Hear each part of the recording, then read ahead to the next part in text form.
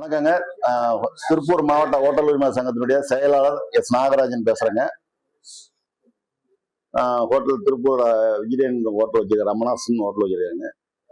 இப்போ சிலிண்டர் தட்டுப்பாடுனால தொழில் நடத்த முடியாத ஒரு சூழ்நிலைக்கு தள்ளப்படுவதனால கடையெல்லாம் க்ளோஸ் பண்ற சூழ்நிலை வரும்னு நினைக்கிறேன். திருப்பூர்ல ஹோட்டலை நம்பியே ஒரு 2 லட்சம் பேர் இருக்காங்க. அதுலயும் தொழிலாளர்கள் ஒரு 50,000 பேர் தினசரி ஹோட்டல்ல தான் சாப்பிட்டு தான் அவங்க இருக்கக்கூடிய ஒரு சூழ்நிலை இருக்குங்க. இந்த நிலைமை நீடிச்சதுன்னா கேஸ் கிடைக்காம போச்சுன்னா தொழிலை க்ளோஸ் பண்ணணும். விறகடுப்பு போனா பொல்யூஷன் கண்ட்ரோல்ல அந்த மாதிரி இப்பெல்லாம் இல்லாத அளவுக்கு நாங்கெல்லாம் பண்ணியாச்சு. இனிமேல் விறகடுப்பு போறது ரொம்ப சிரமம். அதனால அரசாங்கம் எங்களுக்கு இது தக்க நடவடிக்கை எடுத்து கேஸ் சிலிண்டர் தட்டுப்பாடு இல்லாம கிடைக்கிறதுக்கு ஆவணம் செய்யும்படி பணியோட கேட்டுக்கொள்கிறோம்.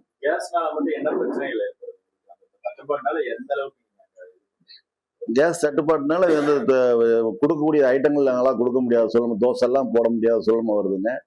ஹோட்டலுக்கு கண்டிப்பா சிலிண்டர் இருந்தாதான் தொழில் நடத்த முடியும். இன்னொரு 2-3 நாள் நடத்தலாம் எங்ககிட்ட இருக்கிறத வச்சு. அதன் பிறகு நாங்க விறகடுப்பு எல்லாம் பார்த்துட்டு இருக்கிறோம். விறகடுப்பும் போடுறதுக்கு ஒரு சூழ்நிலை இல்லாத நிலைமையா இருக்கு. இந்த நிலைமை நீடிச்சா ரொம்ப கஷ்டமா இருக்குங்க. எங்களை நம்பி தொழிலாளர்கள் ஒரு 50,000 பேர் ஹோட்டலை நம்பியே இருக்காங்க. டெய்லி ஹோட்டல்ல சாப்பிட்றவங்களே இருக்காங்க. ஹோட்டல், மெஸ், கேன்டீன் இதுல சாப்பிட்றதே தொழிலாளர் ஒரு 50,000 பேர் இருக்காங்க. அவங்களுக்குலாம் கண்டிப்பா ரொம்ப சிரமம் வரும். தற்போது இப்ப இன்னைய நிலைமையில வந்துகிட்டு இருக்குங்க. எப்ப நிறுத்துவோம்னு சொல்ல முடியாதுன்னு எங்களுடைய டீலர் சொல்லியிருக்காங்க. நாங்க எந்த நேரத்திலயும் நீங்க வேற அலாட்டா பாத்துக்கங்க, இப்போதைக்கு எங்களால ஒன்றும் பண்ண முடியாதுன்னு தகவல் கொடுத்துருக்காங்க. அது எப்ப நிறுத்துறாங்க என்னன்னு பண்ண முடியாது. 1 or 2 daysல அந்த பிரச்சனை வந்தாலும் வருங்க. இல்ல, இந்த நிலைமை நீடிச்சா குறிப்பிட்ட சில உணவுகளை வச்சா பண்ண முடியும். சாப்பாடு கொடுக்க முடியாது, தோசை கொடுக்க முடியாது, பூரி கொடுக்க முடியாது, கிச்சடி, ரைஸ், இந்த மாதிரி ஏதாவது ஒரு குறிப்பிட்ட ஐட்டம் தான் கொடுக்க முடியும். எல்லா ஐட்டம் சமைக்கிறது பார்த்தா எரிபொருள் இல்லாதனால கொடுக்கறதுக்கு ரொம்ப சிரமங்க. அதனால இருக்கிறத வச்சுதான் நாங்க பண்ண முடியும். திருப்பூர்ல ஒரு நாளைக்கு சிலிண்டர் எப்படியும் ஒரு 1500 சிலிண்டர் தேவைப்படுங்க ஹோட்டலுக்கு. எங்களுக்கு திருப்பூர்ல ஒரு 3000 பெரிய கடை, சின்ன டீ கடை, பேக்கரிலாம் ஒரு 3000 கடை இப்ப இருக்குங்க. திருப்பூர் சிட்டிக்குள்ள மட்டும் 3000 கடை இருக்கும். டெய்லி ஒரு 1500 சிலிண்டர் தேவைப்படும்.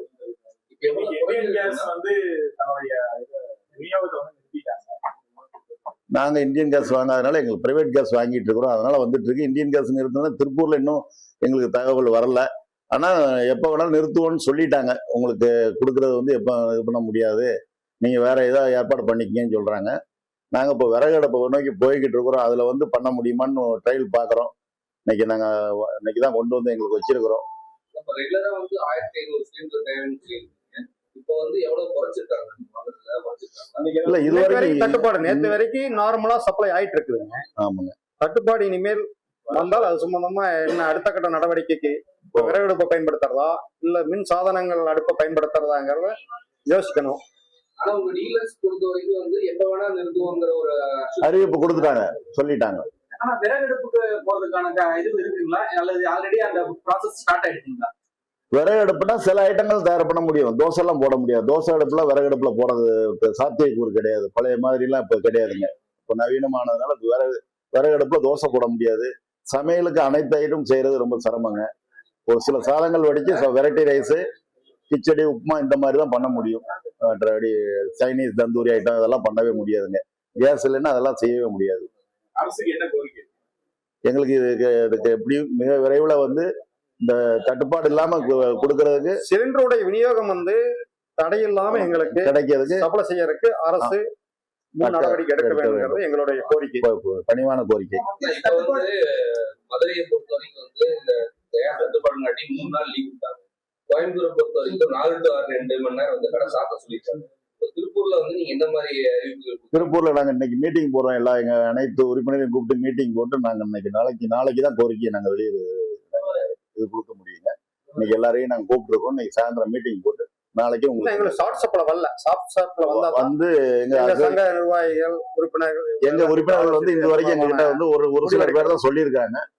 அதனால எல்லா உறுப்பினரும் நாங்க இன்னைக்கு ஈவினிங் மீட்டிங் போடுறோம். இது சம்பந்தமா அடுத்த கட்டமா என்ன பண்ணலாம், விறகடுப்பு ட்ரையல் எல்லாம் பாக்குறாங்க, பார்த்துட்டு இருக்கிறோம். அந்த எத்தனை மணிக்குன்னா எப்போ விறகடுப்பு ட்ரையல் எப்போ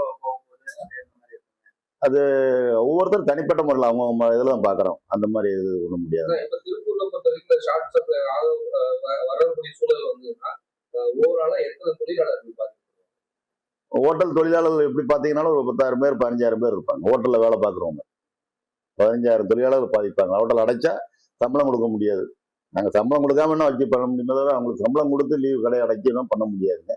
எப்படியும் ஒரு 15,000-20,000 பேர் தொழிலாளர்கள் இருப்பாங்க ஹோட்டலை சார்ந்து. அது மட்டும் இல்லாம எங்க கடைக்கு ரெகுலரா வரக்கூடிய தினசரி வாடிக்கையாளர்களும் மிகுந்த அளவுல பாதிப்பு ஏற்படும். ஏன்னா எங்களால சிலிண்டர் இருந்தா தான் உணவுகளை உற்பத்தி தயார் செய்து பரிமாற முடியும். அவங்களுக்கு எங்களுக்கு பேசிக்கே சிலிண்டர் தான். சிலிண்டர் இல்லைங்கும் போது உணவு எப்படி தயார் பண்ண முடியும்?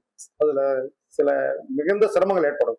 இப்ப தட்டுப்பாடு காரணமா வச்சு விலை உயர்வு ஏதாவது மறைமுகமா கூடுதல் விலை ஏதாவது கண்டிப்பா அப்படிலாம் செய்ய முடியாது. ஹோட்டல்ல வந்து நாங்க அந்த மாதிரி செஞ்சோம்னா இன்னைக்கு உள்ள நாளைக்கு அந்த பிசினஸ் எங்களுக்கு வராம போயிடும்.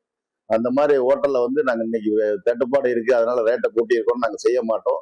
எங்க அசோசியேஷன்ல இருக்க உறுப்பினர்கள் யாரும் அந்த மாதிரி பண்ண மாட்டோம். சிலிண்டர் கூடுதலா உங்களுக்கு விலை சொல்றாங்க. சிலிண்டர் 150 ரூபாய் ஏத்திருக்காங்க. 150 ரூபாய் ஏத்திருக்காங்க. சிலிண்டர் வந்து 150 160 ரூபாய் ஏத்துனதாக ஒவ்வொரு இடத்துல ஒவ்வொன்னு 124 150 இந்த மாதிரி ஏத்திருக்காங்க. விலை உயர்த்தி விலை உயர்வு பண்ணிருக்காங்க தட்டுப்பாடுனால. அப்போ இந்த சமயத்துல வந்து உங்களால சீக்கிரமா வந்து விறகுக்கோ அல்லது மின்சார அடுப்புக்கோ அடாப்ட் ஆக முடியுமா? அதுக்கு அது கால அவகாசம் வேணும். உடனடியா டக்குன்னு முடியாதுங்க. நாங்க கொஞ்சம் கொஞ்சமா ட்ரையல் தான் சொல்றேன்ல. அப்படி அந்த மாதிரி சூழ்நிலை கேஸ் தட்டுப்பாடு வந்ததுன்னா ஒரு சில குறிப்பிட்ட ஐட்டங்கள் தான் நாங்க பண்ண முடியும். நிறைய எல்லா ஹோட்டல்ல கிடைக்கக்கூடிய அனைத்து ஐட்டம் கிடைக்காதுங்க. மெயினா தக்காளி சாதம், கிச்சடி இந்த மாதிரியான கிச்சடி, பொங்கல், மற்ற அந்த மாதிரி தான் பண்ண முடியுங்க. ஆம்லெட் ஆயில் இதெல்லாம் கிடைக்கிறது. ஆம்லேட் ஆஃப் ஆயில் கிடைக்காது. சைனீஸ் ஃப்ரைட் ரைஸ், சில்லி காளான் இந்த மாதிரி ஐட்டம்லாம் கிடைக்காதுங்க. அந்த மாதிரி கேஸ்ல தயார் பண்ற ஐட்டம் கிடைக்காது.